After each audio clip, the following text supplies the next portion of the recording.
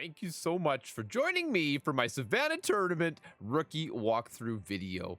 In this video, I'm going to walk you through the shots that I'll use and some of the possible alternatives. Don't ever forget you need to play these tournament courses and tour courses according to your clubs, your balls, and your skill level. So don't forget, subscribe to the channel now so you don't miss out on any of my future tournament guides and Golf Clash content. Good luck out on the course.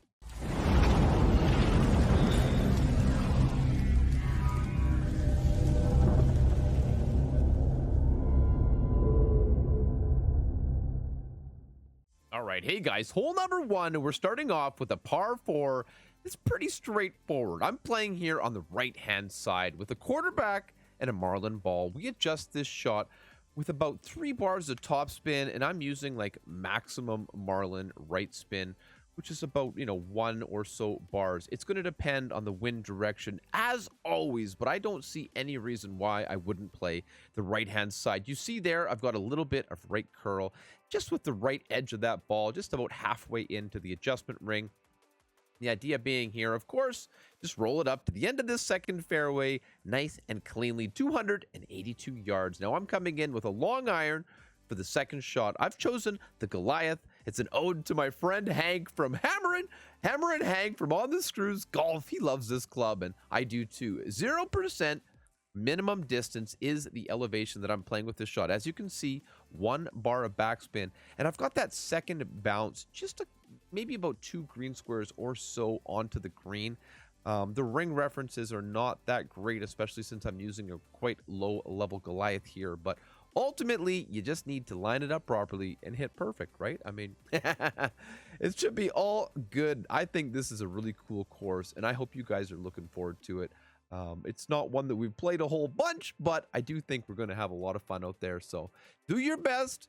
We'll see the kind of wins that we get. I hope we get some booms. Good luck on hole number 1. Hole number 2, and we're moving on to a par 5. This one here, I'm really mostly looking just to get, like an eagle. However, if you ask my friend Dale Appleby, he's probably looking to get Albie for sure. Quarterback and a Titan here on the drive, and I'm giving this one like max top, max right, about 3 top, 2 to 3 right spin, okay? And I'm just gonna try to bump it nicely from the first fairway up to the second, using about, I said in my notes, about a ball of right curl. It's really wind dependent, of course, but you see this outcome here. This is really what you're looking for. Cleanly down, you can go a little bit further, but just play it safe because it's a long second shot. And because of that, that's why I'm bringing a big dog, and I'm intending to play this shot at 20% max. Now, because of the way I have it set up here, I'm using about a half a bar of backspin, and with the new spin values, that's going to be about 1 bar of left or right spin, depending how it comes in. Now, as you can see, I'm just slightly needing to adjust in overpower here. So you're going to have to take a look at the distance of your shot and act accordingly. So for me in this case, I'm adjusting at 20% max with that wind of 2.5. But then you can see, to compensate for that little bit of overpower that's needed, I'm pushing up to max because I needed a little bit more than the rings were available. So again, I'm playing a couple of rings of overpower here. Just the idea is we're going to bounce here up and over that big ugly bunker and get this one close, baby. We know you can drop it. I'm not counting it in my expected drops, if you will, but I know some of you are going to get it, and I hope you do. Good luck. Hole number 3 is a par 3, and I'm going to show you 2 ways to play it. First one here is the bounce shot a little more safely here, giving this one with a katana ball and a sniper. Max right, 2 bars of backspin, and as you can see here, my third bounce is just before the fringe. That's a really important marker so that you can have a half decent chance at getting good speed on this ball. More often than not, you're going to find that your ball will roll to the fringe just beneath the hole. It has quite a big slope here, so it is an interesting shot to say the least. Try to hit perfect, and this one can drop, but just it's going to take a little bit of luck and a little bit of practice. As you can see, it kind of runs past the hole there. We're lucky just to sit on the edge. Now I'm going to show you the rough bump.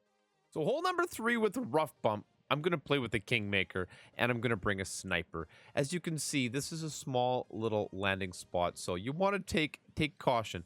I'm using like about 1.5 to 2 bars of backspin, and we're using ultimately about 1 bar of left spin with the current spin values. Now that is of course with this 3.4 cross tailwind.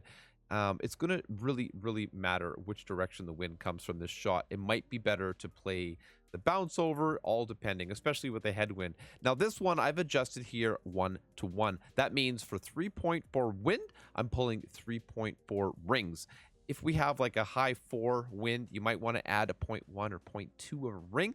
However, I think this is going to be a great option for many circumstances and many players. I'll see you on the next hole. Okay, so welcome to hole number 4. This is a par 4, and this is the kind of hole that you can bring like a power 5 ball. You can reach the green here, and with this wind, it could be possible. However, I got an extra mile 5 on this account, so I'm going to bring that with a quasar ball. Now, you see how we're kind of up on the top of that ridge? Don't go too far down the edge or you can get a really ugly kick into that bunker or like a really short bounce onto the fairway. So max top, max left, 10% max is the adjustment here. And the idea here is that we're going to put ourselves into a clean short iron range. I mean, a little bit higher top spin on this shot, and yeah, you could probably get yourself into a wedge range, but this is a very eagleable hole, so we need to do our very best to try to ensure that that happens. Now the second shot here, you could bring a hornet, you could play a rough bump, you could play, you know, another club that's got top spin that you enjoy. But for me, especially back when I was playing this tournament, the idea of that wasn't as comfortable for me as just playing this 3 bars of backspin directly at the pin type of thorn shot. So this is what I mean by you have to kind of approach these holes and these shots in a way that really works for you. I adjust this one here at 0% medium distance or 0% mid, and you know, it's all about hitting that perfect shot when it counts, right? So hey, you know, this is a really cool course in that there's a lot of shots that you can sort of like overpower, but sometimes just a clean, crisp setup will get you that eagle. I'll see you on hole number 5. Welcome to hole number 5. This par 3 looks so easy, but there's just something about it that I have always found very challenging. I played this setup with a Marlin and a Saturn ball, and I'm giving this one like about 1.2 bars of right spin or just like max Marlin right spin, and I'm coming in with the Saturn. You could pretty much play this setup with any long iron. However, at the time, this seemed like the absolute plan of the day, and I think it's absolutely makeable with this exact play. However, the wind condition and that landing spot is always going to be very challenging, but I think this is a very reasonable plan, and it's one that I'm going to take into qualifying. Hole number 6, and you know what we haven't seen yet? An albatross. Bring a Titan ball and an extra mile, and the thing that we're looking for here is we're going to overpower it past this bunker, but just be careful not to use too much topspin. I'm using half a bar of backspin in this cross tailwind and maximum right spin. It might look like you want to go to the left, but stay to the right to give yourself a good angle on the second shot. So right here, a little ways from this bunker puts you in a beautiful position. 352 yards, and I'm coming in with my sniper here. I adjusted that shot just with max overpower. Second shot here, though, I'm playing this at 10% max. 3 bars of backspin, and as you can see, I'm offsetting this shot slightly to the right, especially because of that right to left crosswind that we have. It's going to matter which way that wind is coming, but I always find that the second bounce, third bounce kind of trickles to the left slightly here, right to left sloping green. So keep that in mind when you make your adjustment, 10% max. And, you know, I think this is an excellent hole to give us a great opportunity to get that 3 under for the hole. I hope you get the Albies. I want to get that Tross Floss too. Come on, everybody. Good luck, and I'll see you on the next one. Hole number 7, and we've got our final par 3 of the tournament. Now, I set this one up with a long iron, and I'm giving it like 2 bars of backspin or so. Now, that's because of this headwind. If you have a good, strong tailwind, you might want to use 3 to 4. So we're really going to have to just kind of eye it up according to the situation. And I did settle on 20% elevation there. I do think with a headwind, a strong headwind, you might play this one up to 40%. You're going to see that we missed by a good green square or so just to the left, but we're very, very close with the weight. So we're nice and laterally missing this shot. So 20% max with like a crosswind, I think would be very close to the number we're going to play. However, this one does miss a little to the left, and if I'd pulled this one a few more points to the right, you can see that would have been right on line. Good luck on hole number 7. Hole number 8, and as you can see, we got a Zerk. And whenever you're going to do that on a par 4, it pretty much means one thing. I am going to try to go for the green in basically every circumstance except the worst headwind. So with that, I bring my extra mile and a Zerk ball. I adjust this one at 10% max. We're going to push it back up. And of course, you're going to use at least the 4.5 bars of topspin that you have here. The idea, of course, is that with a little bit of luck, you can actually sink this one. But my goal is always just to get it to the green. So I gave it then a little bit of overpower as estimated because the crosswind, of course, slows you down a little bit. Thread the needle, baby, right down the middle of the fairway. That is the plan. You see this, how it rolls nice and sweet close to that pin. I hope you guys can nail this shot too, because this is going to feel good just getting a little tap in eagle. Good luck on hole number 8.